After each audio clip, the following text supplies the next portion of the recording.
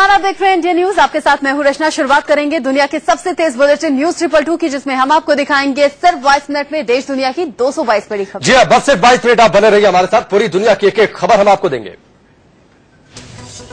मुंबई के जुहू में बीती रात बड़ा सड़क हादसा हो गया। हादसा महानायक अमिताभ बच्चन के जलसा वाले बंगले के करीब हुआ।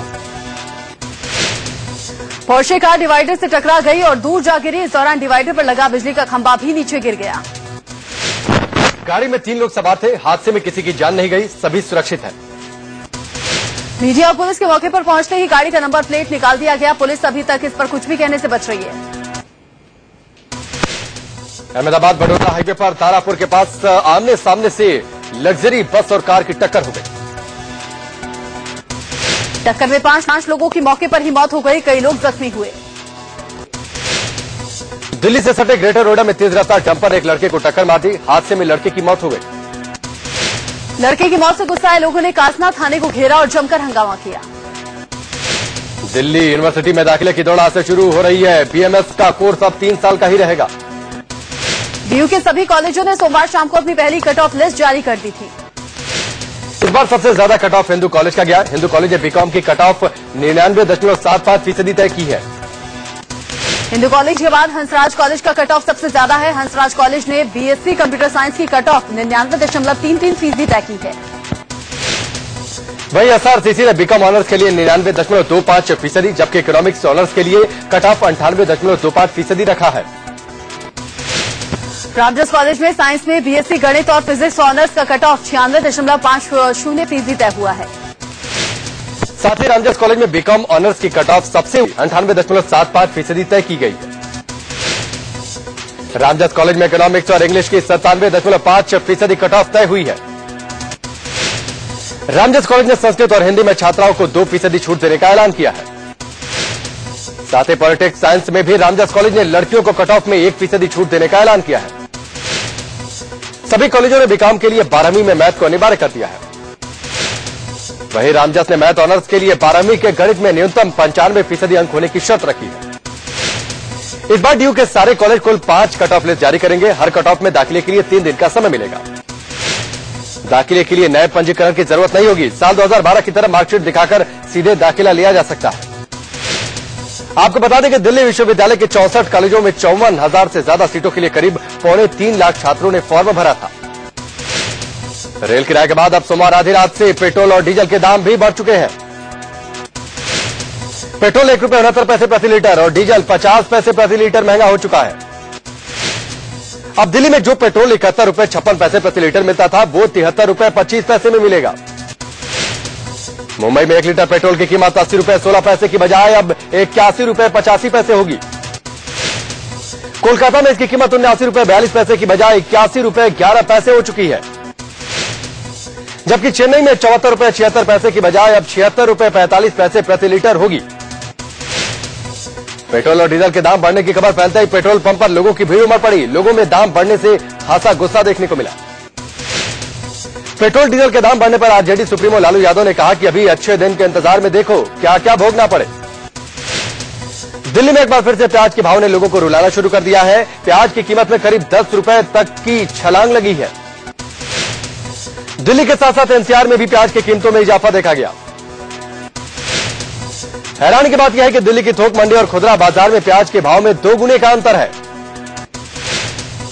पिछले हफ्ते दिल्ली थोक मंडी में ₹13.25 प्रति किलो के भाव वाला प्याज खुदरा बाजार में अब ₹24 में बेचा गया। प्याज की सबसे बड़ी मंडी नासिक में भी प्याज की कीमतों में भारी इजाफा देखा गया। 100 किलो के प्याज वाले एक बोरे की कीमत ₹1500 से ₹2300 तक है। अच्छी क्वालिटी वाले प्याज में प्रति बोरे ₹200 से ₹300 तक का इजाफा हुआ। कांग्रेस ने मोदी सरकार पर निशाना साधा है। प्रवक्ता मनीष तिवारी ने कहा कि अच्छे दिन का वादा करने वाले मोदी के शासन में तो प्याज के दाम सुनकर ही आंसू आने लगे हैं। महंगाई के मोर्चे के बीच लेट लतीफ मानसून भी मोदी सरकार के लिए मुसीबत बनता दिख रहा है। केंद्रीय मंत्री रामविलास पासवान ने कहा है कि सरकार के पास अगले साल तक अनाजों को पर्याप्त स्टॉक है। उन्होंने कहा कि कम बारिश होने के बावजूद देश में खाद्यान्न की कमी नहीं होगी। दिल्ली में आज से शराब और बियर महंगी हो गई है। शराब और बियर की कीमतों में यह इजाफा एक्साइज ड्यूटी के बाद अब प्रॉफिट मार्जिन और थोक भाव में वृद्धि की वजह से हुआ। एक्साइज ड्यूटी बढ़ाने के बाद शराब विक्रेता मार्जिन बढ़ाने की मांग कर रहे थे। बियर 5 से 15 रुपए प्रति बोतल, जबकि देसी शराब 10 रुपए प्रति बोतल महंगी हो चुकी है। वहीं देश में बनी विदेशी शराब 10 रुपए से लेकर 30 रुपए प्रति तक महंगी हो गई है। बंगाली अभिनेता और ममता बनर्जी की पार्टी के सांसद तापस पाल ने कैमरे पर बेहद शर्मनाक बयान दिया। कुशीनगर के सांसद ने यह तक कहा कि अगर किसी विरोधी की बीवी और बहन इस बात को सुन रही है तो सुन ले। हालांकि टीएमसी ने तापस पाल के इस बयान से खुद को किनारा कर लिया। तृणमूल सांसद डेरेक ओब्रायन ने कहा है कि तापस पाल का बयान आपत्तिजनक है, हम उनके बयान की किसी तरह से समर्थन नहीं करते। सीपीएम नेता वृंदा खरात ने कहा कि लोकसभा स्पीकर को तापस पाल की सदस्यता खत्म करने के लिए फौरन कदम उठाना चाहिए। राष्ट्रीय महिला आयोग की अध्यक्ष ममता शर्मा ने तापस के बयान की निंदा की और उन्हें गिरफ्तार करने की मांग की। तापस पाल की आलोचना के बाद उन्होंने सफाई दी है कि उन्होंने रेप शब्द का इस्तेमाल नहीं किया, बल्कि उन्होंने रेड बोला था। तापस पाल ने बयान 15 जून को एक टीएमसी कार्यकर्ता की अंत्येष्टि में दिया था। रिटायर्ड आईपीएस अधिकारी किरण बेदी ने टीएमसी सांसद तापस पाल की सदस्यता खत्म करने की मांग की है। सीपीएम नेता मोहम्मद सलीम ने कहा है कि पाल की धमकी तृणमूल कांग्रेस शासन की अराजकता दिखाती है। गुजरात के वापी में बीती रात आग ने तांडव मचाया। करवाड़ के भंगार गोदाम में भयंकर आग लग गई। आग इतनी तेजी से बढ़ रही थी कि कुछ ही देर में एक के बाद एक करके 10 गोदाम आग की चपेट में आ गए। इन गोदामों में केमिकल से भरे कई ड्रम प्लास्टिक और रद्दी पेपर का ढेर रखा था, जिसकी वजह से आग तेजी से फैली। आग लगते ही चारों तरफ अफरा-तफरी मच गई। लोगों ने किसी तरह भागकर अपनी जान बचाई। आग इतनी भयानक थी कि आसपास बने कच्चे घर इसकी जद में आ गए। 5 कच्चे मकान भी जलकर राख हो गए। आग की खबर मिलते ही फायर ब्रिगेड की 4 गाड़ियां मौके पर पहुंची। करीब 4 घंटे की मशक्कत के बाद आग पर काबू पाया गया। आग में लाखों के नुकसान की खबर है, लेकिन आग कैसे लगी इसकी जानकारी नहीं मिल पाई है। दादरा नगर हवेली में एक टाइल्स कंपनी में अचानक आग लग गई। देखते ही देखते आग की लपटें ऊंची उठने लगी। आग ने आसपास की सोसाइटी में रहने वालों के बीच हड़कंप मचा दिया। अफरा तफरी का माहौल हो गया। आनंद फानन में फायर ब्रिगेड को फोन किया गया, जिसके बाद घंटों की मशक्कत के बाद आग पर काबू पाया गया। गनीमत रही कि पास की कंपनियों में आग नहीं फैली, लेकिन तब तक काफी नुकसान हो चुका था। आग शॉर्ट सर्किट की वजह से लगी। राजस्थान की पाली में महज चंद रुपयों के लिए एक शख्स जल्लाद बन गया। तस्वीर सीसीटीवी में कैद हो गई। लूट और हत्या के इरादे से आई इस शख्स ने चौकीदार को अचानक डंडे से मारना शुरू कर दिया। चौकीदार जमीन पर गिरा रहा और वो अपराधी उसे पीटता रहा। जब तक पीटता रहा तब तक उसका डंडा नहीं टूट गया। डंडा टूटने के बाद उस शख्स ने चौकीदार जोग सिंह की गला दबाकर हत्या कर दी। फैक्ट्री से 6 लाख रुपए लूटकर फरार हो गया। सीसीटीवी फुटेज के आधार पर पुलिस ने हत्यारे की पहचान कर ली है, लेकिन हत्यारा अभी पुलिस की गिरफ्त से बाहर है। मध्य प्रदेश की विदिशा में प्रॉपर्टी विवाद में 3 भाई कोर्ट के सामने ही लड़ने लगे। 2 भाइयों ने मिलकर एक भाई की लात घूंसे चप्पल से पिटाई कर दी। बिगड़ती कानून व्यवस्था पर विरोध प्रदर्शन को लेकर बीजेपी युवा मोर्चे पर हुई लाठीचार्ज के विरोध में आज बीजेपी सभी जिला मुख्यालयों पर प्रदर्शन करेगी। सोमवार को लखनऊ में विधानसभा के बाहर प्रदर्शन कर रहे बीजेपी के युवा मोर्चा के कार्यकर्ताओं पर पुलिस ने लाठीचार्ज किया। प्रदर्शनकारियों को रोकने के लिए पुलिस ने वाटर कैनन का भी इस्तेमाल किया। साथ ही पुलिस ने आंसू गैस के गोले भी छोड़े। पिछले कुछ दिनों से लगातार बीजेपी के कार्यकर्ता प्रदर्शन कर रहे हैं, लेकिन सोमवार प्रदर्शन उग्र हो गया। विधानसभा का घेराव करने जा रहे बीजेपी के कार्यकर्ताओं को रोकने के लिए पुलिस ने बैरिकेडिंग लगा रखी थी। बीजेपी कार्यकर्ता बैरिकेडिंग पर चढ़ गए और पुलिस ने धक्का मुक्की शुरू कर दी। कार्यकर्ताओं को पीछे हटते न देख पुलिस ने लाठीचार्ज शुरू कर दिया। पुलिस और कार्यकर्ता दोनों के तरफ से पथराव हुआ, जिसमें 2 पुलिस वाले घायल हो गए, जबकि बीजेपी के 2 कार्यकर्ताओं के सिर में चोटें आई। व्यापम घोटाले को लेकर कांग्रेस ने मध्य प्रदेश विधानसभा में आज से शिवराज सरकार को घेरने की रणनीति बनाई है। नेता विपक्ष सत्यदेव कटारे ने तो आज विधानसभा की कार्यवाही बाधित होने के संकेत भी दे दिए।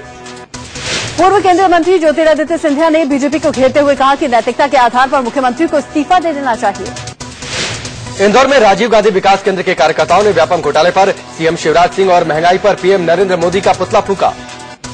व्यापम घोटाले को लेकर कांग्रेस कार्यकर्ताओं ने भोपाल में शिवराज सरकार के खिलाफ प्रदर्शन किया और सरकार का पुतला फूंका। एमपी के कैबिनेट मंत्री कैलाश विजयवर्गीय ने कहा कि व्यापम घोटाले में कानून अपना काम कर रहा है। साईं की पूजा को लेकर मचे बवाल में संघ भी शामिल हो गया है। संघ नेता एमजी वैद्य ने कहा कि साईं की पूजा पर मचे विवाद को निरर्थक कहा। वैद्य ने शंकराचार्य के बयान को गलत ठहराया और कहा कि जिसे साईं की पूजा करनी है वो करे, जिसे नहीं करनी है वो ना करे। इस मामले में केंद्रीय मंत्री उमा भारती का इस्तीफा मांगने पर एमजी वैध ने शंकराचार्य पर हमला बोला। वैध ने कहा कि स्वामी स्वरूपानंद की हैसियत नहीं कि वो उमा भारती का इस्तीफा मांगे। उधर शंकराचार्य स्वरूपानंद सरस्वती ने एक बार फिर से उमा भारती पर निशाना साधा है। शंकराचार्य ने उमा भारती से साई भक्ति पर अपना रुख साफ करने को कहा।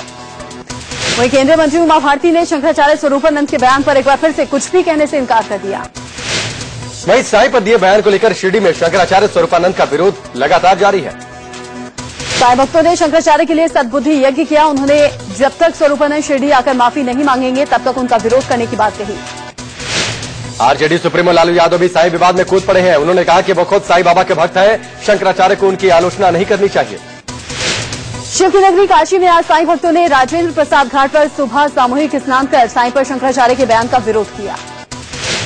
सूचना एवं प्रसारण मंत्रालय में देर से पहुंचने वाले कर्मचारियों पर सूचना प्रसारण मंत्री प्रकाश जावड़ेकर भड़क गए। जावड़ेकर ने देर से आने वाले सभी 200 कर्मचारियों को कल एक दिन की छुट्टी पर भेज दिया। कल जावड़ेकर सुबह 9 बजे ऑफिस पहुंचे तो उन्हें कई कर्मचारी नहीं मिले। जावड़ेकर ने सभी की एक दिन की कैजुअल लीव लगा दी।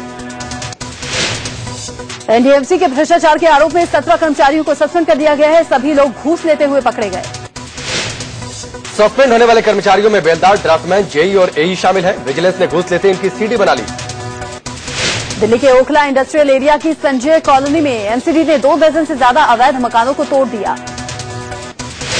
एमसीडी के इस कार्रवाई के खिलाफ लोगों ने जमकर हंगामा किया, लेकिन पुलिस फोर्स की तैनाती के सामने उनकी एक नहीं चली। लोगों का आरोप है कि वो 30-35 सालों से यहां पर रह रहे हैं और एमसीडी ने बिना कोई नोटिस दिए उन पर कार्रवाई की। चेन्नई के पुरारू इलाके के मुगाली वक्कम में शनिवार हुए इमारत हादसे में मरने वालों की संख्या बढ़कर 19 हो चुकी है। अभी भी कई लोगों के दबे होने की बात कही जा रही है। चेन्नई में हुए इमारत हादसे में 2 मालिक समेत 6 लोगों को गिरफ्तार किया गया है। आम आदमी पार्टी अब सिर्फ दिल्ली का विधानसभा चुनाव लड़ेगी, जबकि उसने हरियाणा और महाराष्ट्र में विधानसभा चुनाव नहीं लड़ने का ऐलान किया है। गूगल हैंगआउट में अरविंद केजरीवाल ने कहा कि पार्टी को सिर्फ दिल्ली में ही फोकस करना होगा, क्योंकि सभी जगहों पर चुनाव लड़ने के लिए पार्टी के पास फंड नहीं है। नए घर पर छिड़े विवाद के बाद केजरीवाल अब सिविल लाइन्स वाले बंगले में शिफ्ट नहीं होंगे। पूर्व कांग्रेस नेता भिखू जैन के बेटे नरेंद्र जैन ने केजरीवाल को अपना पुराना बंगला 1 रुपए के किराए पर ऑफर किया था। सिविल लाइन्स के जिस 4B फ्लैग स्टाफ रोड के मकान में केजरीवाल जाने वाले थे, उस मकान को लेकर कानूनी विवाद सामने आया था। सुप्रीम कोर्ट ने तिरंगे के अपमान को लेकर आम आदमी पार्टी और अरविंद केजरीवाल के खिलाफ दाखिल जनहित याचिका खारिज कर दी है। सुप्रीम कोर्ट ने याचिका खारिज करते हुए कहा कि मजिस्ट्रेट के पास मामला दर्ज करा। दिल्ली में ट्रेन से कटकर एक शख्स की मौत हो गई। पटपरगंज के पास यह हादसा हुआ। मृतक की शिनाख्त अब तक नहीं हो पाई है। यूपी के आगरा में बीती रात एक सगाई समारोह में फायरिंग में एक युवक की मौत हो गई। वारदात के बाद से गांव में मातम पसरा हुआ है। पुलिस आरोपी की तलाश में जुट गई है। बिहार के पटना में ऑनर किलिंग का सनसनीखेज मामला सामने आया है। एक पुलिस वाले पर अपनी ही बेटी के बॉयफ्रेंड की हत्या का आरोप है। एक पुलिस वाले पर आरोप है कि अपनी बेटी के प्रेमी को पहले बेरहमी से पीटा, फिर उसकी दोनों आंखें फोड़ी, फिर गोली मारी। आरोपी पुलिस वाले की बेटी ने अपने बयान में कहा है कि उसके पिता, चाचा और 2 भाइयों ने मिलकर उसके प्रेमी राहुल की हत्या कर दी है।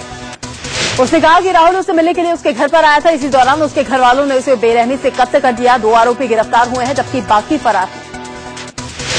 मुंबई की मीरा रोड में पति और देवर के नाजायज रिश्ते से परेशान पत्नी ने सुसाइड कर दिया। पति और देवर की जेठानी से नाजायज रिश्ते की वजह से परेशान थी, जिसकी वजह से महिला को खुदकुशी के लिए मजबूर होना पड़ा। दिल्ली से सटे गाजियाबाद में दिन दहाड़े 18 लाख की लूट और हत्या से सनसनी फैल गई। यहां बीच बाजार में लुटेरों ने कारोबारी के मुनीम को गोली मारकर उससे 18 लाख की लूट की।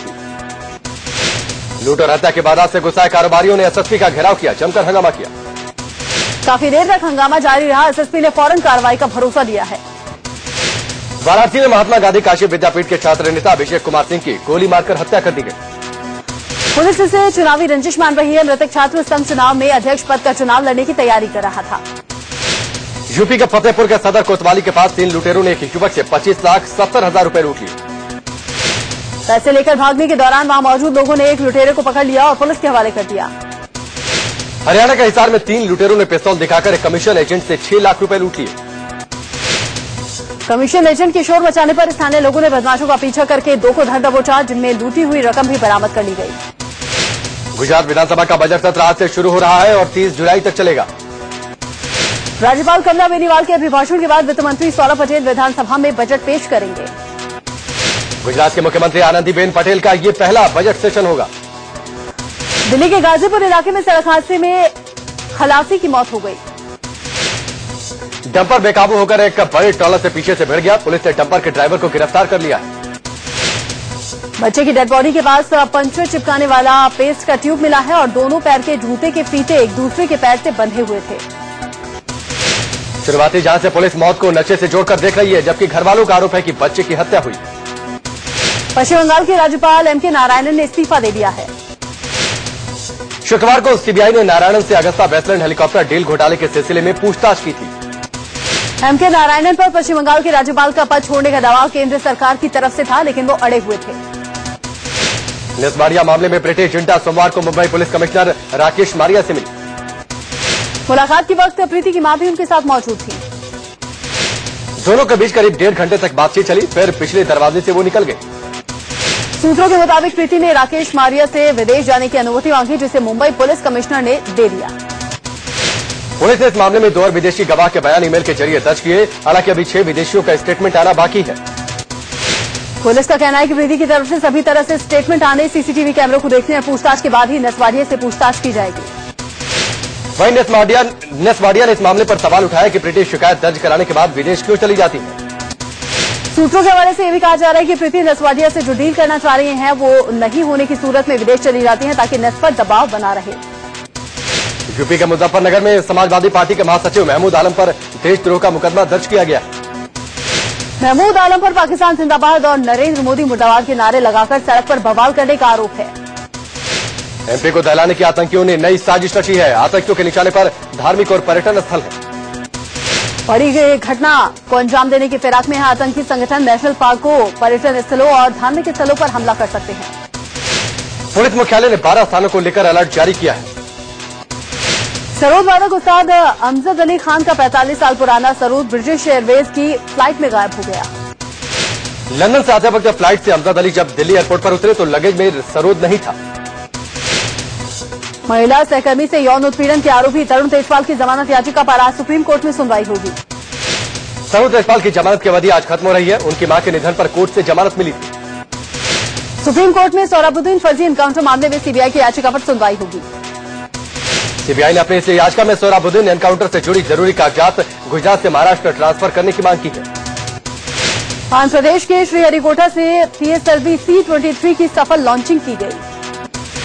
सोमवार सुबह ठीक 9:52 पर पीएसएलवी रॉकेट ने अंतरिक्ष के लिए उड़ान भरी। पीएसएलवी अपने साथ 5 विदेशी सैटेलाइट लेकर गया।